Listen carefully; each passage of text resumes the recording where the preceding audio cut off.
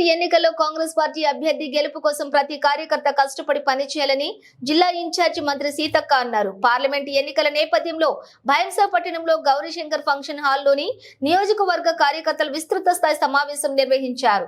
ఈ సందర్భంగా ఆమె మాట్లాడుతూ ఇందిరాగాంధీ కుటుంబం దేశం కోసం ఎంతో త్యాగం చేసిందని పేర్కొన్నారు. రాబోయే పార్లమెంట్ ఎన్నికల్లో రాహుల్ గాంధీని ప్రధానమంత్రిని చేసే రుణం తీర్చుకుందామని పిలుపునిచ్చారు. బూతుల వారీగా ఓట్లు వచ్చిన నాయకులకే రాబోయే కాలంలో కాంగ్రెస్ పార్టీ నాయకులకు పార్టీలోకి తీసుకునేది లేదన్నారు. కార్యకర్తల అభిప్రాయం తీసుకున్న తర్వాతనే పార్టీలోకి తీసుకుంటామని తెలియజేశారు. కులమతాల పేరుతోటి కాంగ్రెస్ పార్టీ పలువురు నాయకులు కౌన్సిలర్లు కాంగ్రెస్ పార్టీలో చేరారు. వీరికి మంత్రి సీతక్క పార్టీలోకి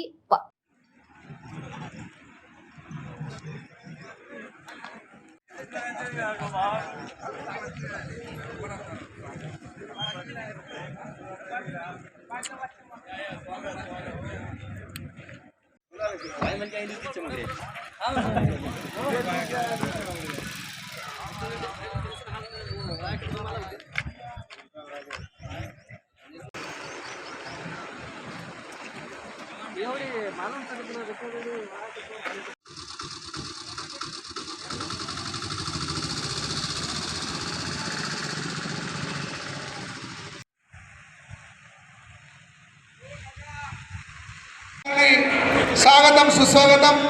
సత్తు మల్లేష్ గారు జిల్లా ఇన్ఛార్జ్ గారిని స్వాగతం సుస్వాగతం. మనందరి ప్రియతమ నేత భోస్లే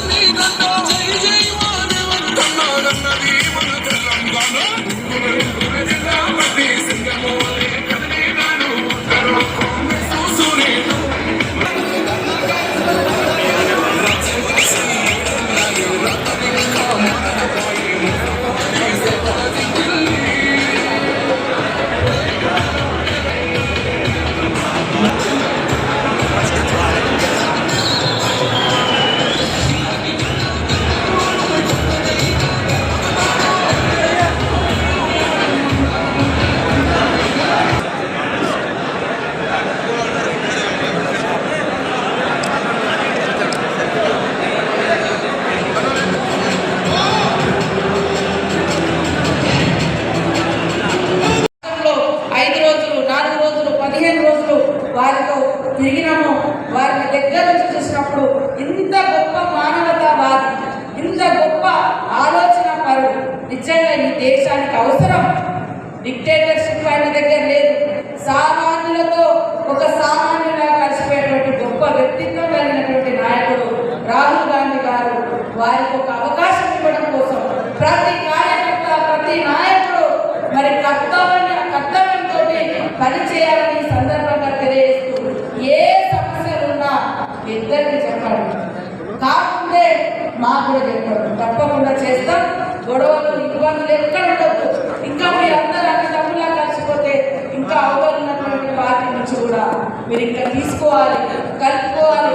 ఎవరి స్పేస్ వాళ్ళకే ఉంటుంది, ఎవరి గుర్తింపు వాళ్ళకే ఉంటుంది, ఎవరి కష్టం వాళ్ళదే ఉంటుంది. ఆ కష్టం తగ్గ ఫలితం ఇచ్చే బాధ్యత, గుర్తింపు ఇచ్చే బాధ్యత నాది అని కూడా ఈ సందర్భంగా తెలియజేస్తూ మరి ఇద్దరు అన్నలు సమస్యలు చెప్పారు. తప్పకుండా సమస్యలన్నింటికీ కాంగ్రెస్ ప్రభుత్వం ద్వారా పరిష్కారం వస్తుంది. కానీ మనం ఇక్కడ మెజార్టీయం మా పనులు కావాలంటే ఆయన ఫైల్ కట్టకపోయినప్పుడు ఏం చూస్తారు వాళ్ళు? ఎవరైనా కామన్ మనుషులకు వస్తూనే ఉంటుంది ఎవరికైనా. అరే నా ఓట్లప్పుడు నా బూతులు ఎన్ని పడ్డాయని చూస్తాం. ఎవరైనా ఉండదు. మీరు చెప్పిస్తే ఇంట్లో నిలబడతారు. మీ కార్యకర్తలు ఎవరో వస్తారు. వచ్చినాక అన్న నీ ఊళ్ళో ఎన్ని వచ్చినాయి నాకు ఓకే, ఈ ఊళ్ళో మెజార్టీ వచ్చిన పాప వాళ్ళని ఆశ పెట్టుకుని నాకు ఓట్లు వేసారు కదా, వాళ్ళకి ముందుగా కాబట్టి అది మనిషి సైకాలజీ అంతే. కాబట్టి రేపు కూడా మన పార్లమెంటుకు మన యొక్క మరి ముదోల్ కాన్స్టిట్యున్సీ నుంచి దయచేసి బలంగా కష్టపడండి. ఒక్క నెల కష్టపడండి. 5 ఏళ్ళు నేను మీకు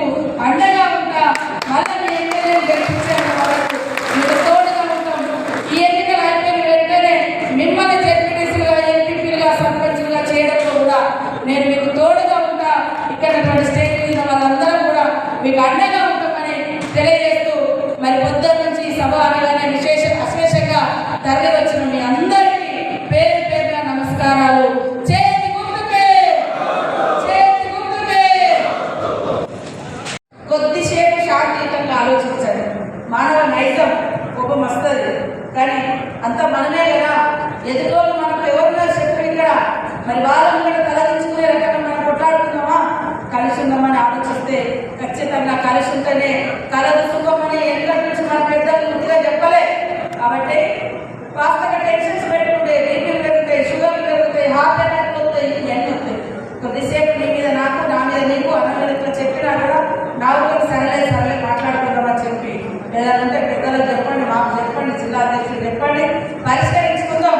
కానీ తొందరలోనే మరి మీ దగ్గర నేను అనుకుంటున్నా ఇంత మంచిగా అందరూ క్వాలిటేటివ్ లీడర్స్ కనబడుతున్నారు. అంటే ఒక ఊరు లీడ్ చేసేటువంటి నాయకత్వం కనబడుతుంది. ఒక 10 గ్రామాలను మీరు ముందుకు తీసుకుపోతారనేటువంటి నమ్మకమైనటువంటి నాయకత్వం ఇస్తే నాకు కనబడుతుంది. మినిమం 50,000 మెజార్టీ మీరు ఎంపీ ఎన్నికలలో తెస్తారనేటువంటి నమ్మకం నాకైతే కనబడుతుంది. కాబట్టి నమ్మకాన్ని కాపాడండి. నేను మీకు ఇన్ఛార్జిగా ఉంటా. తప్పకుండా మిమ్మల్ని ప్రజలు మెచ్చే పనులు నాకు ఇవ్వండి, ప్రజలకు కావాల్సిన పనులు ఇవ్వండి. వాటిని తప్పకుండా సాంక్షన్ చేసి ప్రజలు మిమ్మల్ని మెచ్చుకొని ఎంపీ ఎలక్షన్ల తర్వాత నెక్స్ట్ గల్లీ ఎలక్షన్, మీ ఎలక్షన్, ఇక్కడ ఉన్నటువంటి వాళ్ళు సర్పంచులు కావచ్చు, జెడ్పీటీసీలు కావచ్చు, ఎంపీపీలు కావచ్చు, సింగిల్ విండో కావచ్చు, మరి అన్నీ ఇప్పుడు జరిగేది ఫస్ట్ ఢిల్లీ, తర్వాత గల్లీ. మరి ఢిల్లీలో మన నాయకులు మనం గెలిపించుకోవాలి, తర్వాత మిమ్మల్ని అందరూ మేము గెలిపించుకోవాలి. మీ బూతుల వారిగా చూస్తే మరి ఈ లీడర్ ఇంత కష్టపడ్డనే పేరు ఉంటేనే రేపు మీకు ఒక అవకాశం వస్తుంది, నిలబడే అవకాశం. కాబట్టి కొత్త పాత పబ్లిక్లో పలుకుబడి ప్రజలలో మంచి పేరు, ఆ బూత్లో మంచి ఓటింగ్ ఎవరున్నారు అనేది కూడా మళ్ళీ మనం రివ్యూ చేసుకుంటాం. నేను ఇక్కడ నాయకులకు అందరూ కూడా చెప్తా ఉన్నా, మరి అందరూ కూర్చొని మరి ఇద్దరు కానీ ఇంకా జిల్లా పరిషత్ వాళ్ళు కానీ అందరూ కూర్చొని 5-10 మంది నియోజకవర్గ సమన్వయ కమిటీ శ్రీహరణ గారు మరి కూర్చొని నియోజకవర్గ సమన్వయ కమిటీ వేసుకోండి. లేకుంటే మీరు ఇద్దరే లీడ్ చేస్తామన్నా ఓకే, ఇద్దరు అన్న దమ్ముల్లాగా నడిపియండి. తర్వాత ప్రతి మండలంలో 5 తోటి ఒక కమిటీ లేదా 10 మందితో ఒక కమిటీ లాగా కొత్త పాత కలిపి ఏ ఊర్లో ఏ నాయకుడికి బలం ఉంటుంది, ఏ ఊర్లో ఏ 4 గ్రామాలకు ఒక ఇన్ఛార్జ్, 5 గ్రామాలకు 2 ఇన్ఛార్జ్ చేసి ఎన్నికల ద్వారా ఆ బూతుల ఇన్ఛార్జ్ వాళ్ళకి వాళ్ళ వైపు కూడా మనకు తెలుస్తుంది. కాబట్టి తర్వాత వచ్చేటువంటి ఎన్నికలలో, తర్వాత వచ్చేటువంటి పార్టీ కమిటీలలో కూడా వాళ్ళకందరికీ బాధ్యతలు ఇవ్వగలుగుతాం. కాబట్టి దయచేసి పైన కాదు, 6 గ్యారెంటీల అమలు ఎట్లా చేస్తున్నామో గడప గడపకు పోవాలి. అదేవిధంగా మరి రాహుల్ గాంధీ గారి యొక్క కష్టాన్ని కూడా, వారి యొక్క కుటుంబ త్యాగాన్ని కూడా వివరించాలి. ఇప్పుడు మరి కాంగ్రెస్ పార్టీ 25 గ్యారెంటీలను దేశవ్యాప్తంగా ఇచ్చింది. ఖచ్చితంగా అమలు చేసి చూపెడతాము. అమలు చేస్తాం. చెప్పగలిగితే చెయ్యగలిగేదే కాంగ్రెస్ చెప్తుంది. చెప్పింది మాట తప్పకుండా అమలు చేసేది కాంగ్రెస్ పార్టీ. కాబట్టి ఇక్కడ మా అన్నలు, అక్కలు, తమ్ముళ్ళు, అందరూ కూడా దయచేసి ఇవాళ మీరందరూ చేయడం ఎంతో బలాన్ని ఇచ్చింది. అదేవిధంగా పాత నాయకులు కూడా గత 10 సంవత్సరాలు అధికారం లేకుండా పార్టీని పట్టుకొని పని చేసినటువంటి మీ అందరికీ కూడా తప్పకుండా గుర్తింపు ఉంటుంది. కాబట్టి ఇప్పుడు మనం నిరూపించుకోవాల్సింది, ఇద్దరు కూడా ఇక్కడ ఉన్నోళ్ళు మరి ఓడిపోయి ఉన్నటువంటి వాళ్ళు. కాబట్టి ఇద్దరు కలిస్తే రేపు రాహుల్ గాంధీ గారు ప్రధానమంత్రి చేయడానికి కావాల్సినటువంటి ఎంపీని మనం ఇస్తే ఎంపీ వాళ్ళ యొక్క అధికారం కూడా ఇక్కడ మేము పనికి వస్తుంది. ఇక్కడ ఎమ్మెల్యే లేరు కాబట్టి మన ఎంపీ గారు గెలిస్తే ఆ ఓటు బ్యాంకు, ఆ బలం, ఆ ఊపు రేపు మీ గ్రామాలలో కూడా పనికి వస్తుంది. కాబట్టి దయచేసి ఈ 15 రోజులు, ఈ నెల రోజులు వేరే పనులు పెట్టుకోకుండా మన బూతుల వారిగా ఓట్లు తీసుకొని ఈ బూతులో మనకు ఎన్ని పడితే ఎక్కువ పెట్టుకోండి, ఎన్ని పడకుంటే ఎందుకు పడవు, కారణాలు ఏంటి, వాళ్ళని ఏ రకంగా మన వైపు తిప్పుకోవాలి, వాళ్ళకి ఏ ఇబ్బందులు ఉన్నాయి అనేది కూడా లీడర్ అక్కడికి వెళ్ళి పని చేయండి. తప్పకుండా మంచి రిజల్ట్ వస్తుంది. మీ బూతుల రిజల్టే మీ యొక్క నాయకత్వ పటిమని కూడా తెలియజేస్తుంది. కాబట్టి దయచేసి ఏ సమస్యలున్నా మాకు చెప్పండి, ఎన్ని ఇబ్బందులున్నా తట్టుకొని ఉన్నోళ్ళు ఉన్నారు. కాబట్టి మీ అందరికీ ఆడపడుచుల సందర్భంగా నేను ఈ ఆదిలాబాద్ జిల్లాకు ఇన్ఛార్జిగా రావడం నాకు కూడా చాలా చాలా సంతోషం, అదృష్టంగా భావిస్తాను. వెనుకబడ్డ ప్రాంతాల బిడ్డగా, వెనుకబడ్డ ప్రాంతాల కష్టాలు తెలిసినటువంటి వ్యక్తిగా నాకు ఈ ఆదిలాబాద్ జిల్లా ఇచ్చిండ్రు. కాబట్టి దాదాపు ఇప్పటికీ ఒక 10 సార్లు వచ్చింటాను నేను. ప్రతి ప్రోగ్రాం మన దగ్గరే ఫస్ట్ సీఎం గారు వచ్చారు, సరే ఇంకా పిఎం గారి ప్రోగ్రామ్ ఉంటే కూడా మనమే ఇక్కడ ఇన్ఛార్జ్ గారి తర్వాత సీఎం గారు రావడం జరిగింది. ఇప్పుడు కూడా నియోజకవర్గాల వారిగా మొన్ననే కోనప్ప గారు పెద్ద ఎత్తున మరి కాగజ్ నగర్లో మీటింగ్ పెట్టి వారు కూడా జాయిన్ అవ్వడం జరిగింది. ఈ రోజు విఠలన్న గారు కూడా మొన్న సీఎం గారి సమక్షంలో రావడం జరిగింది. ఈ రోజు కొంతమంది టీఆర్ఎస్ నుంచి సోదరులు కూడా జాయిన్ అవుతున్నారు. వారందరికీ కూడా మనస్ఫూర్తిగా స్వాగతం. మనమందరం కాంగ్రెస్ పార్టీ ఈ రాష్ట్రానికి న్యాయం చేసింది, ఈ దేశం కోసం త్యాగం చేసింది. ఒక్క అవకాశం రాహుల్ గాంధీ గారికి ఇద్దాం. ఒక్క అవకాశం రాహుల్ గాంధీ గారు అంటే మరి వాళ్ళ సామాన్య ప్రజలకి అయిపోయింది. వాళ్ళ తాతలు ముత్తాతలు అందరూ అగర్భశీలు ప్రధానులు అయినప్పటికీ కూడా ఆయన ఒక సామాన్య వ్యక్తులాగా రైతులకి కలిసిపోతున్నారు. యువకుల దగ్గర యువతుల కష్టాలు తెలుసుకుంటున్నారు. మెకానిక్ షెడ్కి పోతాడు. ప్రాంతాలను అభివృద్ధి చేసినప్పుడే నిజమైన అభివృద్ధి. అంత చెప్పుకున్న కాడ ఇంకో చేతి పెడితే ఏమి ఉండదు లాభం. ఏమి లేని కాడ వెనుకబాటు ఎక్కడైతుందో అక్కడ ఇవ్వాలని మరి సీఎం గారు కూడా వస్తూ మనకు మంచినీళ్ళ కోసం కూడా అదేవిధంగా ప్రాణాయిత సేవలు ఈ ప్రాంతానికి ఉండొద్దని ఎక్కడికో తీసుకెళ్ళి కుప్పేకి సంబంధించి కావచ్చు, ఇంకా రకరకాల ప్రాజెక్టులు మన వారు చెప్పి తప్పకుండా హాస్పిటల్ గురించి కానీ మరి ఏదైతే ఆగిపోయినటువంటి బ్రిడ్జీలు కానీ ఆగిపోయినటువంటి ప్రాజెక్టులు కానీ ఖచ్చితంగా చేసి ఈ ప్రాంతంలో 2 పంటలకు నీళ్ళు ఇవ్వాలి, ప్రజలు ఆర్థికంగా బాగుండాలి, ప్రతి గ్రామానికి రోడ్డు రవాణా వ్యవస్థ ఉండాలని వారిద్దరు కూడా కోరుకున్నారు. మంచి మాట చెప్పారు, కలిసి ఉంటామని.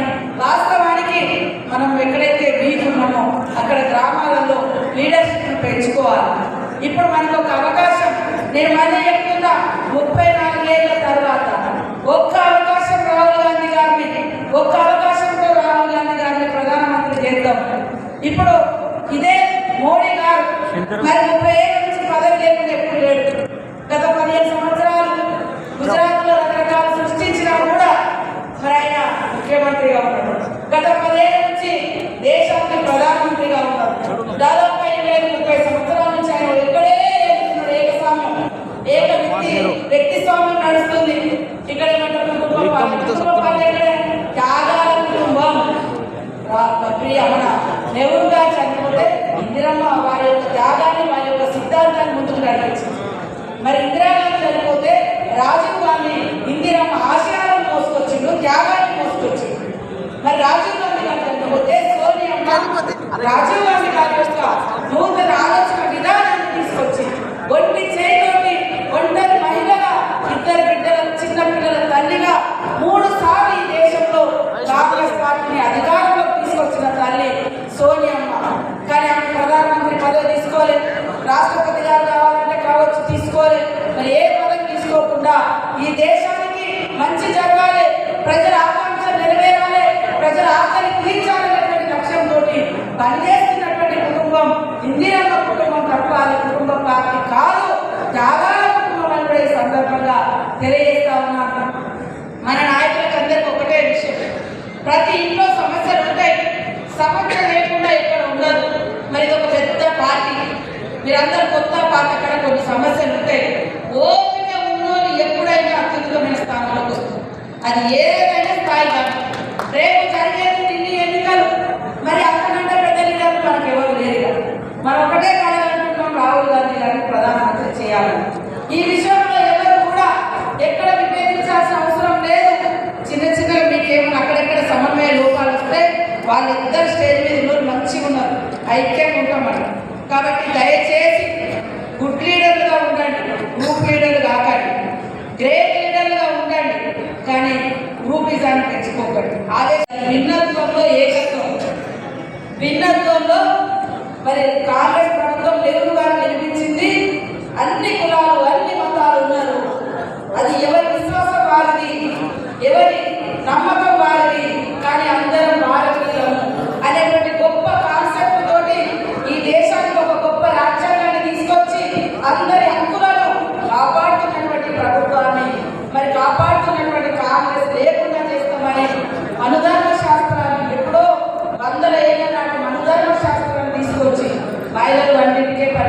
రావాలి, దళితులు కాళ్ళ కాడ పుట్టిరు, మరి వీళ్ళు ఇక్కడ భుజాల కాడ పుట్టిరు అని చెప్పేటువంటి శాస్త్రాలను సిద్ధాంతాలను తీసుకొచ్చి రాజ్యాంగాన్ని మార్చేయాలనేటువంటి కుట్ర జరుగుతుంది.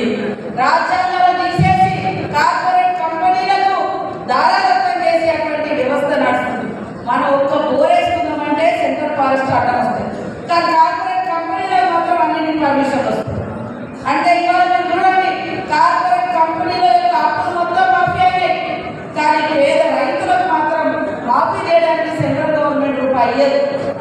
ఇట్లాంటివన్నీ కూడా మనకు తెలుసు కాబట్టి దయచేసి భారతదేశానికి స్వతంత్రం తేవడం కోసం పోరాడినటువంటి మహనీయుడు గాంధీ, ఆ గాంధీని చంపినటువంటి గాడ్సే ఎవరో మీకు తెలుసు. మరి వాళ్ళు దేశాన్ని ఉద్ధరిస్తామని అంటున్నారు. దేశానికి స్వతంత్రం తెచ్చింది కాంగ్రెస్. హరిత విప్లవం తీసుకొచ్చి వ్యవసాయ రంగాన్ని తీసుకొచ్చి అభివృద్ధి చేసింది కాంగ్రెస్. ఇవాళ ఆధునిక దేవాలయాలంటే శ్రీరామ్ సాగర్ ప్రాజెక్టు, బాక్రా గంగల్, నాగార్జున సాగర్, కడెం ప్రాజెక్టు, ఇట్లాంటి ఎన్నో నిర్మించింది కాంగ్రెస్. మరి ఏం నిర్మించింది అంటే బీజేపీ వాళ్ళు దేశంలో ఉన్నారు కదా, ఏం నిర్మించిందంటే అయోధ్యలో రామాలయం పెట్టారు. అయోధ్యకు రామాలయం గొప్పదే, కానీ ఇక్కడ కూడా మనకు రాముడు ఉన్నాడు కదా భద్రాచలంలో, ఎన్నో ఏళ్ళ నాటి చరిత్ర. మరి ఇట్లాంటి అన్ని కూడా వాళ్ళు కేవలము మనుషుల మధ్య వైరుధ్యాలు తీసుకొస్తారు తప్ప ప్రాంతానికి అభివృద్ధి కోసం నిధులు మాత్రమే వస్తున్నారు. ప్రధానమంత్రి అంటే మేము కూడా పరిగెత్తుకుంటూ వచ్చాం, ఏమేమో ప్రకటిస్తారు అనుకున్నాం. ఏం ప్రకటించారు వాళ్ళు, ఏం ఇచ్చారు, ఏం ఇవ్వాలి, తిట్టిపోయారు, అందరు మనల్ని తిట్టిపోయాడు అంతే. కాబట్టి దయచేసి ఒక్క అవకాశం, ఒక్క ఛాన్స్ రాహుల్ గాంధీకి ఇద్దాం, ఒక్క ఛాన్స్ రాహుల్ గాంధీని ప్రధానమంత్రి చేద్దాం. 33-34 సంవత్సరాలు అవుతుంది, ఇప్పటికీ రాజీవ్ గాంధీ గారు చనిపోయారు. రాజీవ్ గాంధీ గారు ప్రధానమంత్రిగా ఉన్నప్పుడు వారు చనిపోవడం జరిగింది. ఈ దేశం కోసం ఇందిరమ్మ, రాజీవ్ గాంధీ, నెహ్రూ గారు త్యాగం చేశారు. వాళ్ళ ఆస్తులను తాకట్టు పెట్టి ఆస్తులను అమ్ముకున్నారు, వాళ్ళ ప్రాణాలను ఇచ్చారు. కానీ ఈ రోజు వరకు కూడా చెప్పగలుగుతాం, రాహుల్ గాంధీకి సొంత ఇల్లు లేకుండా ఈ దేశమే నా ఇల్లు, ఈ ప్రజలే నా కుటుంబం అని ప్రజల కోసం కష్టపడుతున్నటువంటి నాయకుడు రాహుల్ గాంధీ గారు. తెలంగాణ బిడ్డల ఆశలు ఆకాంక్షలు అర్థం చేసుకొని తెలంగాణ ఇచ్చిన తల్లి సోనియా గాంధీ గారు. మరి ఏ పాపం చేసినని ఇవాళ పదే కాంగ్రెస్ మీద దుష్ప్రచారం చేస్తున్నారు మోడీ గారు. మేము అడుగుతున్నాం, ఆయన కంటే ఆదాని అంబానీ ఉంటారు. మరి రాహుల్ గాంధీకి ఎవరు ఉన్నారంటే మనలాంటి సామాన్య ప్రజలతో ఆయన దగ్గర ఉన్నారు. సోనియా మనలాంటి సామాన్యుల యొక్క ఆశలు ఆకాంక్షలు నెరవేరుస్తారు. అందుకనే పేదలకు పని కల్పించాలని 100 రోజుల పని తెచ్చింది. మరి అలాంటి ఒక్కటన్నది తెచ్చిరా? ఇవాళ వాళ్ళు తెచ్చిరా అంటే జిఎస్టీలు, పెద్ద నోట్ల రద్దు చేసి పెద్దోళ్ళకు లాభాలు, పేదోళ్ళకి ఏం లాభాలు ఇవ్వాలి. వాళ్ళ కోసం పేదోళ్ళేమో బ్యాంకుల కాడ లైట్ నిలబెట్టారు, పెద్దోళ్ళేమో మంచిగా మార్కెట్ చేస్తున్నారు.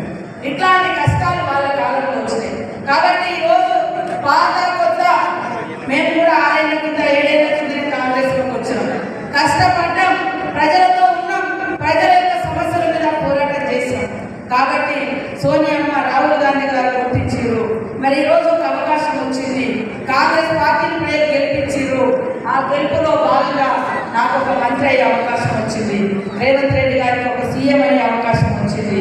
ప్రజల కోసం ఇక్కడ నాయకులందరూ కూడా ఈ యొక్క అసెంబ్లీలో మనం ఎమ్మెల్యేగా లేవు. కాబట్టి ఖచ్చితంగా నేను ఇన్ఛార్జ్ మినిస్టర్గా ఉన్నా, మరి నేను మినిస్టర్ అయిన కావచ్చు అనేక సార్లు మన ఉమ్మడి జిల్లా తిరుగుతూనే ఉన్నా.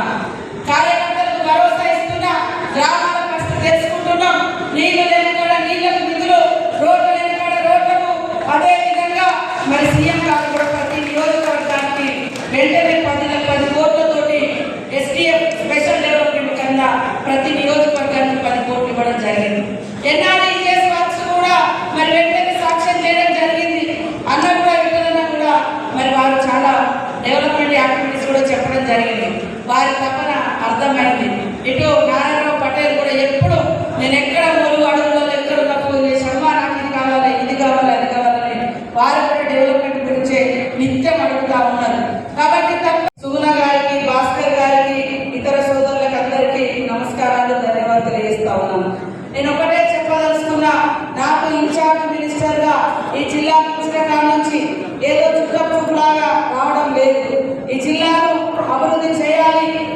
రంగాలలో ముందుకు తీసుకురావాలని మన కాంగ్రెస్ ప్రభుత్వం, ఆనాడు వైఎస్ఆర్ గారు, ఈనాడు మన రేవంత్ రెడ్డి గారు ప్రధాన లక్ష్యంగా పెట్టుకొని కాంగ్రెస్ ప్రభుత్వం అధికారంలో ఉన్న ప్రతి సందర్భంలో ఆదిలాబాద్ సమస్యలను ఎప్పటికప్పుడు ముందుకు తీసుకొచ్చి మరి చర్చించి ఆనాడు గొప్ప గొప్ప ప్రాజెక్టులను ప్రకటించింది కూడా కాంగ్రెస్ ప్రభుత్వం. ఈ రోజు కూడా మరి నిర్మల్ నియోజకవర్గానికి కానీ గుంటూరు కానీ మరి పిసిసి అధ్యక్షుడు ఉన్నప్పుడు మొదటిసారి మన జిల్లాకు మరి మన పిసిసి అధ్యక్షుడు రేవంత్ రెడ్డి గారు రావడం జరిగింది.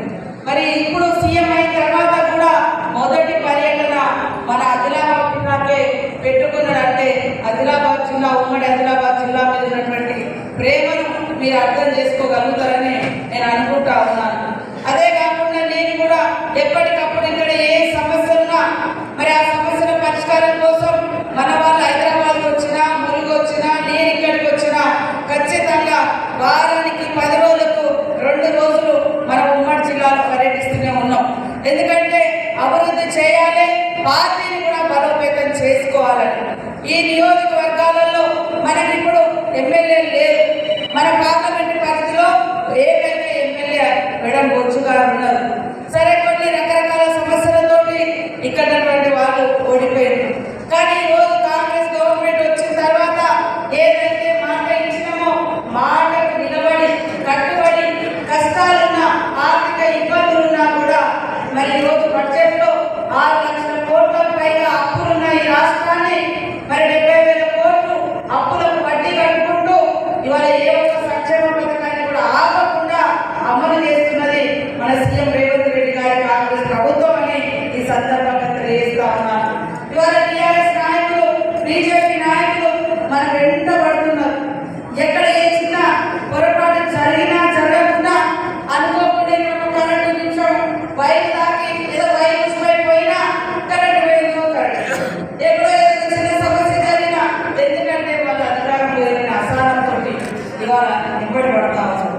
కానీ గ్యారెంటీ ఎప్పుడు చేస్తారంటే మేము ప్రమాణ స్వీకారం చేసిన 2వ రోజు నుంచే మరి మహిళలందరూ కూడా ఉచిత బస్సు ప్రయాణం, 10 లక్షల ఆరోగ్యశ్రీ, మరి ఉచితంగా 200 యూనిట్ల కరెంటు ఫ్రీ, మరి అదే కాకుండా 5 లక్షలతో ఇందిరమ్మ ఇల్లు, ఇట్లా 500 గ్యాస్ సిలిండర్, మరి ఇవన్నీ కూడా మొదలుపెట్టినటువంటి ప్రభుత్వం సీఎం రేవంత్ రెడ్డి గారి ప్రభుత్వం అని ఈ సందర్భంగా తెలియజేస్తాను.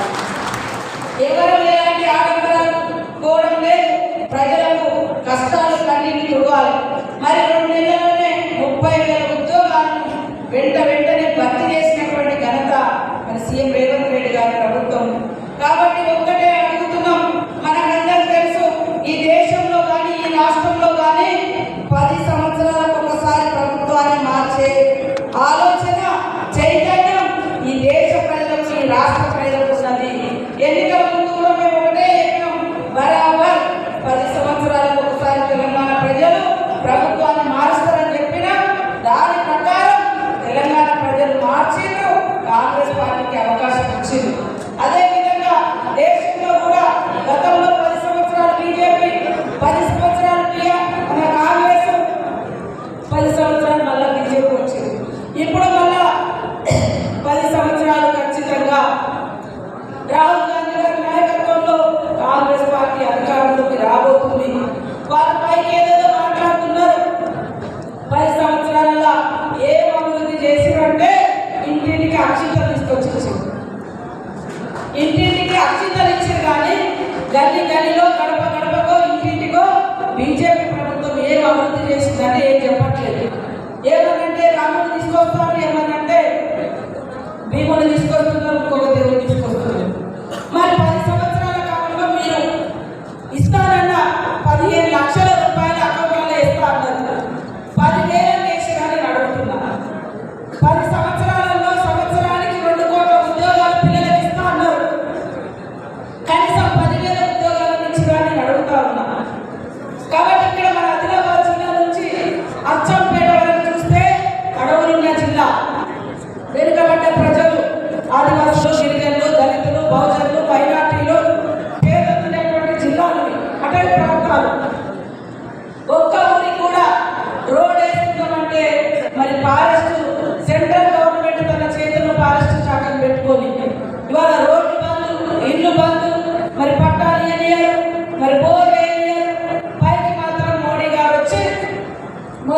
గిరిజన ప్రాంతాలను అభివృద్ధి చేస్తున్నారని మాట్లాడుతున్నారు.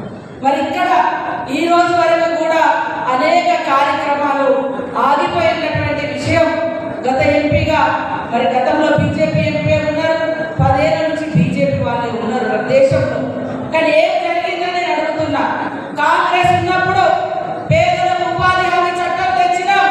ఆ ఉపాధి హామీ చట్టం మూలంగానే సోనియమ్మ ఇచ్చినటువంటి ఉపాధి చట్టం మూలంగానే ఇవాళ ఊర్లలో సీసీ రోడ్లు వచ్చిన చట్టం ప్రకారం మన ఊర్లలో నిధులు వస్తూ ఉన్నాయి. ఆ రోజు సోనియమ్మ నాయకత్వంలో మన్మోహన్ సింగ్ గారు ప్రధానమంత్రిగా ఉన్నప్పుడు ఇవాళ ఆ రోజు అటవీ హక్కుల చట్టం తెచ్చినాం. దాని ప్రకారమే కోడుకులకు హక్కులు వచ్చినాయి. ఇవాళ పేదవాళ్ళు కూడా ఏం జరుగుతుంది రాష్ట్రంలో, ఏ ఆఫీసులో ఎన్ని కోట్లు నిధులు వచ్చినాయి, తింటున్నారా, ఏం చేస్తున్నారో తెలుసుకునేటువంటి సమాచార హక్కు చట్టం కాంగ్రెస్ తెస్తే దాని మూలం పడేసింది కేంద్ర ప్రభుత్వం. ఇవాళ ఆహార భద్రతా చట్టం ప్రతి ఒక్కరికి కూడా రైస్ ఉండాలి, మరి రేషన్ ఉండాలి అనే విధంగా ఆహార భద్రతా చట్టం, ప్రతి పిల్లగాడు ప్రతి అమ్మాయి హక్కు, చదువుకునే హక్కు, విద్యా హక్కు చట్టం తీసుకొచ్చింది. ఇట్లా అనేక గొప్ప గొప్ప చట్టాలు తీసుకొచ్చి ఏకలవ్య మోడల్ స్కూలు, కస్తూరిబాలు, ఊళ్ళలో ఉపాధి, మరి డెవలప్మెంట్, నక్సల్ సెక్రటరీ ఏరియాల కింద LW స్కీమ్ పెట్టిందే కాంగ్రెస్ ప్రభుత్వం. మారుమూల పల్లెలకు రోడ్లు, బ్రిడ్జిలు శాంక్షన్ చేస్తే మరి ఆ ప్రభుత్వం బీజేపీ ప్రభుత్వం వచ్చినాక కనీసం తునికాలు కూడా పోయించే పరిస్థితి లేదు అడుగులలో. మరి ఇలాంటి ప్రభుత్వాలు మనకు అవసరమని నేను అడుగుతున్నాను. మా అన్నలందరూ కొత్తగా చేయలేదు కాబట్టి తొందరగా చేయకూడదు, కష్టమవుతుంది. కాంగ్రెస్ కానీ అలవాటు చేసుకోవాలి. గర్వాపస్ అన్న కాంగ్రెస్ కదా, కొంతమంది కొత్తగా వచ్చిన వాడి వాళ్ళకు అట్లా ఏమనుకోవద్దు. జై కాంగ్రెస్, సోనియమ్మ నాయకత్వం, రేవంత్ రెడ్డి గారి నాయకత్వం. సభాధ్యక్షులు పెద్దలు చేతి గుర్తుకే, చేతి గుర్తుకే గట్టిగా అనాలి. నేను కూడా కొన్నాళ్ళు వాస్తవానికి మేము కూడా 7 సంవత్సరాల క్రితం రేవంత్లో మేమందరం కాంగ్రెస్లో కొత్తగా వచ్చిన వాళ్ళమే. దాదాపుగా 6 సంవత్సరాలు 7 సంవత్సరాలు కావాల్సింది. మరి ఫస్ట్ సారి కొద్దిగా కష్టంగా ఉంటుంది. మనల్ని కూడా మరి ఎన్ని రోజులు వేరే గుర్తు చెప్పి ఇప్పుడు ఇటు వచ్చినాం కాబట్టి ఎన్నికల టైం ఖచ్చితంగా అందరూ ప్రాక్టీస్ చేసుకోవాలి. చేయకూడదు. సభాధ్యక్షుడు గౌరవనీయులు పెద్దలు మరి నారాయణరావు పటేల్ గారికి, మరొక పెద్దలు గౌరవనీయులు మరి పూర్వం కూడా వారి కుటుంబం కూడా కాంగ్రెస్ కుటుంబ సోదరుడు సోదరుడు మరి భోజారెడ్డి గారికి, జిల్లా పరిషత్ వైస్ చైర్మన్లకు, కార్పొరేటర్లకు, అదేవిధంగా కౌన్సిలర్స్, వైస్ చైర్మన్లకు, మరి సింగిల్ విండో చైర్మన్లకు, మండల పార్టీ అధ్యక్షులకు, జెడ్పీటీసీలకు, ఎంపీపీలకు, మరి ఇతర గ్రామం నుంచి కాంగ్రెస్ పార్టీ కుటుంబ సభ్యులకు, నూతనంగా ఈరోజు పార్టీలో చేరడానికి వచ్చినటువంటి మన సోదరులకు అందరికీ పేరు పేరున కాంగ్రెస్ పార్టీలోకి స్వాగతం సుస్వాగతం పలుకుతా ఉన్నాను. చాలా బ్రహ్మాండంగా మరి 3 రోజుల క్రితమే అనుకున్న మీటింగ్ను సక్సెస్ఫుల్గా ఇంత పెద్ద ఎత్తున తరలి వచ్చినందుకు మీ అందరికీ నమస్కారాలు. మీడియా సోదరులకు, మరి ఇతర నాయకులకు, అందరికీ యూత్ నాయకులకు, మహిళా సోదరి వాళ్ళకు, మరి పార్లమెంట్ అభ్యర్థులుగా ఏమైనా న్యాయమవుతుంది. ఆనాడు నుంచి మొదలుకొని నేటి వరకు కూడా కాంగ్రెస్ పార్టీ న్యాయమవుతుంది. ఆనాడు నేను కాంగ్రెస్ కుటుంబ సభ్యులుగా పుట్టాం. నేను కూడా కాంగ్రెస్ పార్టీ ఉన్నా. కొన్ని పరిస్థితులు ఈ ప్రాంత డెవలప్మెంట్ కోసం అధికార పార్టీని నేను బీఆర్ఎస్ పార్టీ వెళ్ళి కానీ అక్కడ డెవలప్మెంట్ జరిగినాయి. అందుకే తిరిగి సొంత కోటికి వస్తున్నాయని మొన్న మాట్లాడి నారాయణపేట గారు కావచ్చు, వీళ్ళందరూ కావచ్చు, మొన్న సొంతమని మాట్లాడితే నారాయణపేట గారు తప్పకుండా మేము స్వాగతిస్తాం. మా ఏకైక లక్ష్యం ఒకటే, రాహుల్ గాంధీ ప్రధానమంత్రి చేయడమే తప్ప వేరే ఉద్దేశం లేదు. మేము కలిసి పనిచేయడం మేము సిద్ధంగా ఉంటామండి. మొన్న నారాయణపేట గారు అనుమతి తీసుకొని గౌరవ మాజీ శాసనసభ్యులు ఉత్తరెడ్డి గారిని గౌరవ ముఖ్యమంత్రి దగ్గర తీసుకెళ్లి సీతక్క మేమంతా కూడా తీసుకెళ్లి చేయించడం జరిగింది. కాబట్టి సోదరులారా, ఇప్పటి మీ అందరినీ కోరుకుంటున్నా, ఎంతమంది అయితే కాంగ్రెస్ కుటుంబ సభ్యులు వస్తారో మీరు ఇక్కడ గ్రూప్ విజయం చేయాల్సిన అవసరం లేదు. ఏదో విధంగా నారాయణపేట గారు అదేవిధంగా విఠలరెడ్డి గారు ఇద్దరే చూసుకుంటారు. కాబట్టి వాళ్ళిద్దరు పోయినప్పుడు మీలో మనస్పర్ధలు ఉండాల్సిన అవసరం లేదు. మీ యొక్క లక్ష్యం కూడా ఈ ప్రాంతంలో ఎవరికి వాళ్ళని గెలిపించగా మీరందరూ కృషి చేయాలి. ఈ రెండు మీరిద్దరు కలవడం వల్ల ఇక్కడ బలమైన నాయకత్వం బయటకు వచ్చింది కాబట్టి తప్పకుండా కంటే రెట్టింపు స్థాయిలో ఓటు ప్రాంతం తీసుకురావాల్సిన బాధ్యత మీ అందరిపై ఉంది. అదేవిధంగా మీ అందరి కోరుకున్న కూడా వాళ్ళు ఇప్పటికీ అక్షింతల పేరు మీద అనేక రకాల పేరు మీద మతం పేరు మీద అనేక రకాల చుట్టూ పెట్టి ఈ రోజు చాలా మంది చూస్తారు రెచ్చగొడుతున్నారు. కాబట్టి ఈ ప్రాంతం కోరుకుంటూ ఉంటే హిందూ సోదరులు కోరుకుంటూ ఉంటే ఏ రోజు వీళ్ళు బీజేపీ చెప్తే మీరు హనుమంతుని పూజిస్తలేరు, బీజేపీ చెప్తే మీరు శ్రీరాముని పూజిస్తలేరు.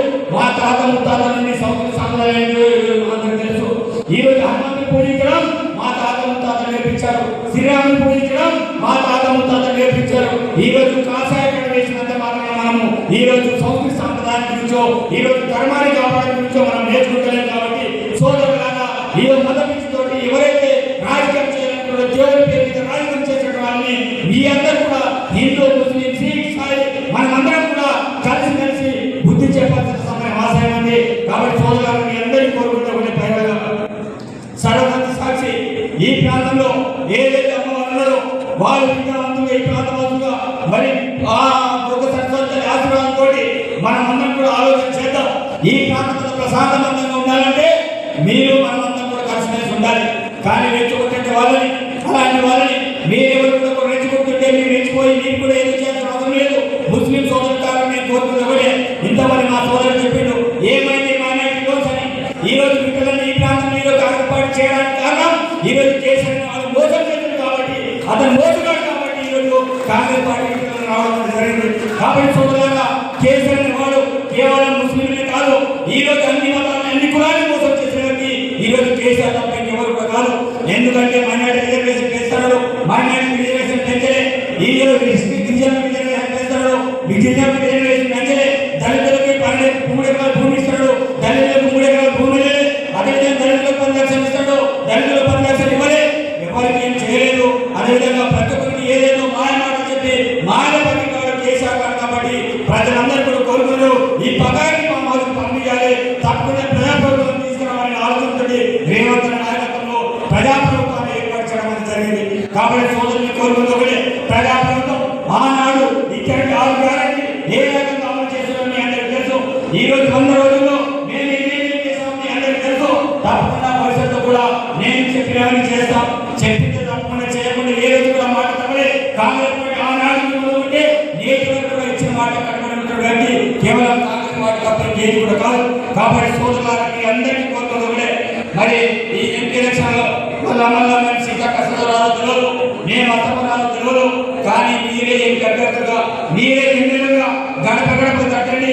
రాహుల్ గాంధీ గారు ఆనాడు భారత యాత్ర ఈ రోజు న్యాయ యాత్ర పేరు మీద దేశ ప్రజలందరినీ ఏదైతే కార్యక్రమం చేపట్టారో అతని ప్రధానమంత్రి చేయడానికి మీరందరూ కూడా కంకణం కట్టుకుని గడప గడప వెళ్ళండి. తప్పకుండా 6 గ్యారెంటీతో పాటు న్యాయసూత్రులు ఏవైతే కూడా ప్రజలు తీసుకెళ్ళండి.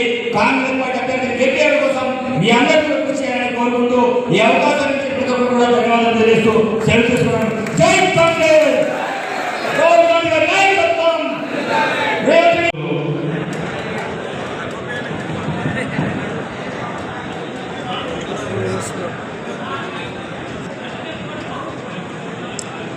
చదువుల తల్లి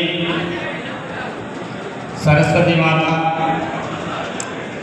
ఆశీర్వాదంతో మరి బైస మండల కేంద్రంలో కాంగ్రెస్ పార్టీ పార్లమెంట్ స్థాయి గెలుపు కోసం మరి ముదోల్ నియోజకవర్గ స్థాయి కాంగ్రెస్ పార్టీ సమావేశానికి మరి సభాధ్యక్షులుగా మరి డిసిసి అధ్యక్షులు శ్రీహరిరావు గారు ఈ కార్యక్రమానికి తెలంగాణ రాష్ట్ర మంత్రివర్యులు సమగ్ర సారక వారసురాలు జనసేన సీపీ గారికి అదేవిధంగా మొన్ననే 2 రోజుల క్రితం మరి రేవంత్ రెడ్డి గారి నాయకత్వంలో మన పార్టీ కుటుంబ సభ్యులుగా చేసినటువంటి విఠలరెడ్డి గారికి అదేవిధంగా కాంటెస్టెడ్ క్యాండిడేట్ నారాయణరావు పటేల్ గారికి వేదిక మీదున్న అతీరత మహోరతులకి అదేవిధంగా వేదిక ముందున్నటువంటి కాంగ్రెస్ పార్టీ కుటుంబ సభ్యులకి ప్రతి ఒక్కరు కూడా హృదయపూర్వకంగా నమస్కారాలు తెలియజేస్తూ సోదరులారు మీరందరూ కూడా ఆలోచన చేయండి.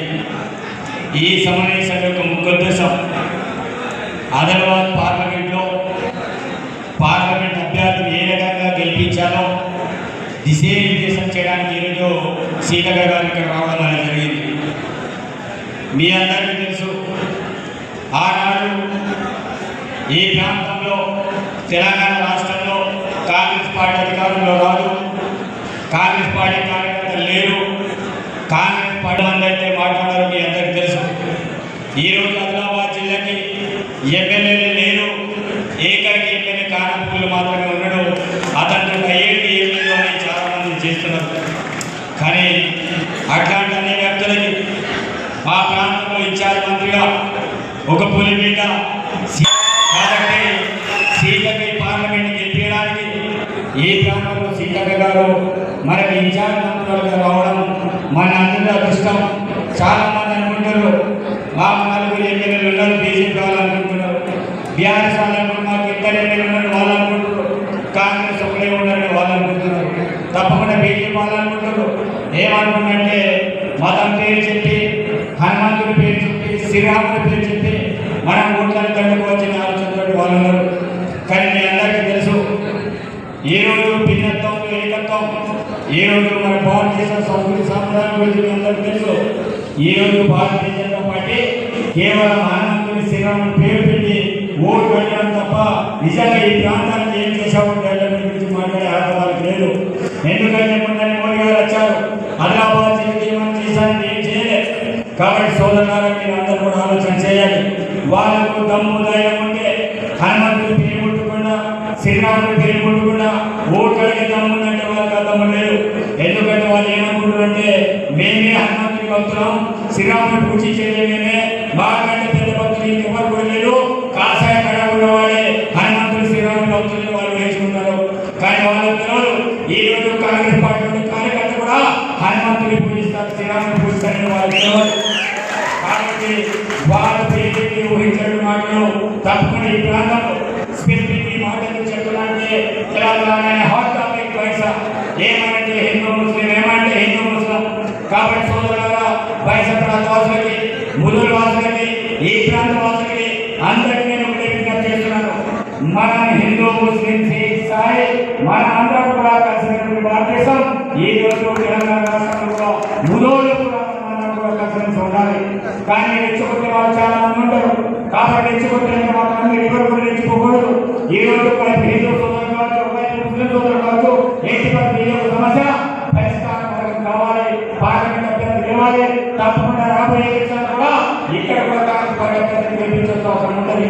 ఎందుకంటే సోదరులారా మీకు తెలుసు, కాంగ్రెస్ పార్టీ ఎన్ని రకాల హామీలు ఇచ్చిందో ఆ నాటకు కూడా ఈ నేతలు కూడా